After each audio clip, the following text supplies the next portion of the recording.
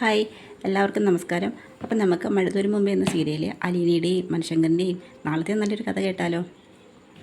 അങ്ങനെ നമ്മുടെ അലീനയും കൂട്ടിക്കൊണ്ട് മനുശങ്കർ കൊല്ലപ്പള്ളി വീട്ടിലോട്ട് വരികയാണ്. കൊല്ലപ്പള്ളി വീട്ടിലോട്ട് വരുമ്പോഴത്തേക്ക് നമ്മുടെ കമല ഇങ്ങനെ ദേഷ്യം നോക്കുന്നു. മനുവിൻ്റെ ഒക്കെ ചോദിക്കുന്നു, നീ എന്താണ് എവിടെയും കൂട്ടിക്കൊണ്ട് ഇങ്ങോട്ട് വന്നത്? ഓ അതോ, ഇന്ന് രാവിലെ പാലാ രജിസ്റ്റർ ഓഫീസ് വെച്ച് ഞങ്ങളുടെ രജിസ്റ്റർ മാരേജ് കഴിഞ്ഞു. അപ്പം അവൾ എൻ്റെ കൂടെ ഇങ്ങോട്ടല്ലേ വരണ്ടേന്ന് പറയും. രജിസ്റ്റർ മാരേജ് കഴിയാനോ? എന്താ അമ്മയ്ക്ക് വിശ്വാസം വരുന്നില്ലെന്ന് ചോദിക്കും. അപ്പോൾ അവൾ ഇങ്ങോട്ട് വന്ന്, നീ കയറി വാലിനെന്ന് പറയും. എൻ്റെ വീട്ടിനകത്ത് നീ കാലുകുത്തി പോകരുത്. നീ എന്തുദ്ദേശമാണ് സംസാരിക്കുന്നത്? നീ ആരാ? നിനക്ക് വല്ല ബോധമുണ്ടോ? നീ കൊല്ലപ്പള്ളി മാളിക വീട്ടിൽ ശിവരാമ മേനോൻ്റെ മകനാ. നീയാണോ കൊടപ്പാട്ടൂർ കിടക്കുന്ന ഒരു വീട്ടുവേലക്കാരി വിവാഹം കഴിച്ച് കൊണ്ടുവന്നതെന്ന് പറയും. അമ്മ എന്താ അമ്മ ഈ പറയുന്നത്? അമ്മ, ഞാൻ അലീനെ ഇവിടെ കൊണ്ടുവന്നത് മുത്തശ്ശിയെ ഒന്ന് കാണാൻ വേണ്ടിയാണ്. മുത്തശ്ശിയെ കാണാനോ? മുത്തശ്ശിയെ ഒന്ന് കാണണമെന്ന് അലീന പറഞ്ഞു.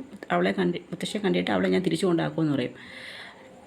മുത്തശ്ശിയെ കാണാൻ ഇവളാരാ? മുത്തശ്ശിയുടെ കൊച്ചുമോളോന്ന് ചോദിക്കും. അങ്ങനെ ഇവൾ അമ്മയെ കാണേണ്ട കാര്യമൊന്നും ഇല്ലെന്ന് പറയും. അച്ഛൻ അമ്മയൊന്ന് കാണണമെന്ന് വെച്ചപ്പോൾ എന്താ സംഭവിക്കുന്നത് എന്ന് പറഞ്ഞ് കമലയോട് മനു സംസാരിക്കുന്നുണ്ട്. നീ വാ അലീനെ, അമ്മയോട് സംസാരിച്ചിട്ട് കാര്യമില്ലെന്ന് പറഞ്ഞ് മനു അലീനയുടെ കൈ പിടിച്ച് അകത്ത് കൊണ്ടുപോകും. അങ്ങനെ ചെന്ന് മുത്തശ്ശിയെ കാണും. മുത്തശ്ശിയെ കാണുമ്പോൾ മുത്തശ്ശിക്ക് സന്തോഷമാവും. ചോദിക്കും, മോളെ നീ ആരാന്ന് തിരിച്ചറിയാതെ ഞാൻ നിന്നെ ഒരുപാട് വിഷമിപ്പിച്ചു, നിനക്ക് എന്നോട് ദേഷ്യമുണ്ടോ എന്നൊക്കെ ചോദിക്കും. മുത്തശ്ശി പറയും, എനിക്ക് മുത്തശ്ശിയോട് ഒരു ദേഷ്യമില്ല, അന്നത്തെ സാഹചര്യം അതങ്ങനെ ആയതുകൊണ്ടല്ലേ മുത്തശ്ശി എന്നോട് അങ്ങനെ സംസാരിച്ചത്. മുത്തശ്ശിക്ക് എങ്ങനെയുണ്ട്? ഓ വലിയ സുഖമൊന്നുമില്ല കൊച്ചേ, കമലയുടെ നോട്ടമില്ലേ, അത്രയൊക്കെ പ്രതീക്ഷ മതി. ഇപ്പോൾ ഞാൻ അവിടെ ആയിരുന്നെങ്കിൽ ഇപ്പം ഞാൻ എഴുന്നേറ്റ് നടന്നേനെന്ന് പറയും. മുത്തശ്ശിക്ക് അങ്ങോട്ട് വരാൻ താല്പര്യമുണ്ടോ എന്ന് ചോദിക്കും.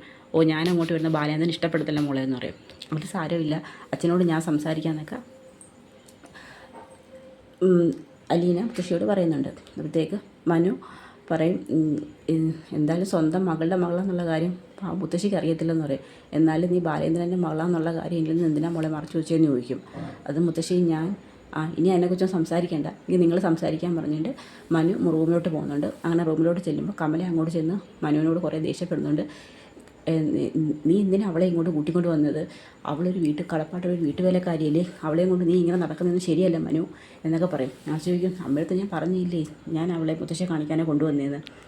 എനിക്കതൊന്നും തീരെ ഇഷ്ടപ്പെടുന്നില്ല, മേലെ അവളെ ഈ വീട്ടിനകത്ത് കൊണ്ടുവരുന്നതെന്ന് എനിക്കവളെ കാണുമ്പോൾ തന്നെ ദേഷ്യമാണെന്നൊക്കെ മനുവിനോട് പറയുന്നുണ്ട്. അങ്ങനെ അവർ തമ്മിൽ അതിൻ്റെ പേരിൽ തമ്മിൽ സംസാരമുണ്ട്. അതിനുശേഷം മുത്തശ്ശിയെ കണ്ടതിന് ശേഷം അലീനയും കൂട്ടിക്കൊണ്ട് മനു കടപ്പാട്ടൂർ വീട്ടിലോട്ട് വരുന്നുണ്ട്. അങ്ങനെ അതിനിടയ്ക്ക് വെച്ച് ബബിത ഇങ്ങനെ നമ്മുടെ അമലിനെ ഫോൺ ചെയ്യുകയാണ്. അമലിനെ ഫോൺ ചെയ്തിട്ട് പറയുന്നുണ്ട്, ഇവിടെ ആരും ഇല്ല, നീ വീട്ടിലോട്ട് വരാൻ പറയുന്നുണ്ട്. അപ്പോൾ അവിടെ അലീനയില്ല, കൃഷ്ണ സ്കൂളിൽ പോയിട്ടുണ്ട്, ബാലചന്ദ്രനില്ല, ആരും ഇല്ലാത്തതുകൊണ്ട് തന്നെ അമൽ വീട്ടിലോട്ട് വരുന്നുണ്ട്. അങ്ങനെ അവർ തമ്മിൽ റൂമിലിരുന്ന് ഇങ്ങനെ സംസാരിക്കുന്നുണ്ട്. കുറച്ച് കഴിഞ്ഞ് അലീനയും മനുവും കൂടി കാറിൽ നിന്ന് ഇറങ്ങി വരുന്നുണ്ട്. അപ്പോഴത്തേക്കും മനു പെട്ടെന്ന് അലീനയുടെ കൈയെടുത്ത് സ്വന്തം കയ്യിൽ ഇങ്ങനെ വെച്ച് കൈക്കൊമ്പിളിൽ വെച്ചിട്ട് ഇങ്ങനെ കിസ് ചെയ്യുന്നുണ്ട്. അതിനുശേഷം കൈ ഇങ്ങനെ തിരിച്ചു കൊടുക്കുന്ന സമയത്ത് എന്താ ഇഷ്ടമായില്ലെങ്കിൽ തിരിച്ചു തന്നേക്കാൻ പറയും. അപ്പോൾ അലീനയ്ക്ക് എന്ത് ചെയ്യണമെന്ന് അറിയത്തില്ല. അലീന ഇങ്ങനെ നാണിച്ചത് ഇങ്ങനെ നിൽക്കുകയാണ്. അതിനുശേഷം അലീന വന്ന് കോളിംഗ് ബെൽ അടിക്കുന്നുണ്ട്. കോളിംഗ് ബെൽ അടിക്കുമ്പോഴത്തേക്ക് വീട് എന്തായാലും അകത്ത് ആളുണ്ടെന്ന് മനസ്സിലായി, പുറത്തുനിന്ന് പോയതാണെന്നുണ്ടെങ്കിൽ പൂട്ടിയിട്ടേക്കുമല്ലോ. അങ്ങനെ കോളിംഗ് ബെൽ അടിക്കുമ്പോൾ പെട്ടെന്ന് ബബിതയങ്ങ് ഞെട്ടുന്നു ആരാന്നറിയാനായിട്ട്.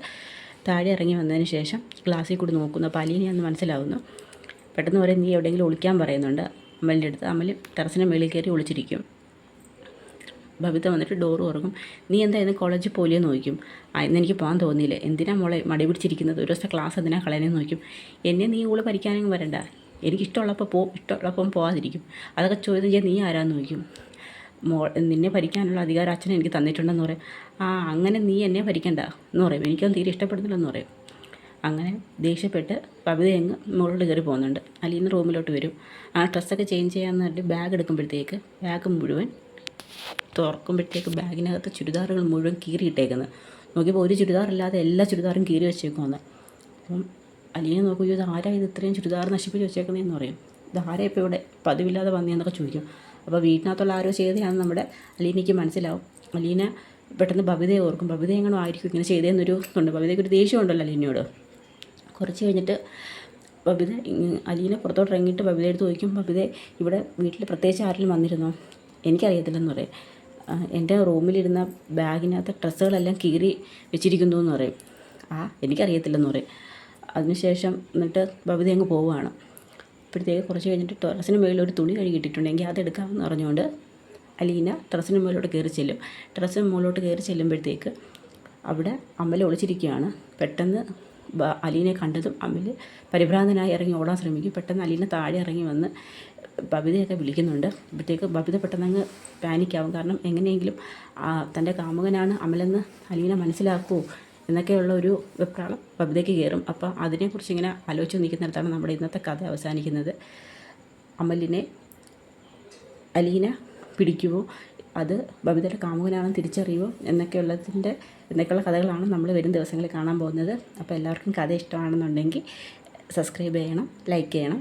അപ്പോൾ ഇന്നത്തെ കഥ ഇവിടെ അവസാനിക്കുന്നു. എല്ലാവർക്കും ഒരു ശുഭദിനം നേരുന്നു. നന്ദി.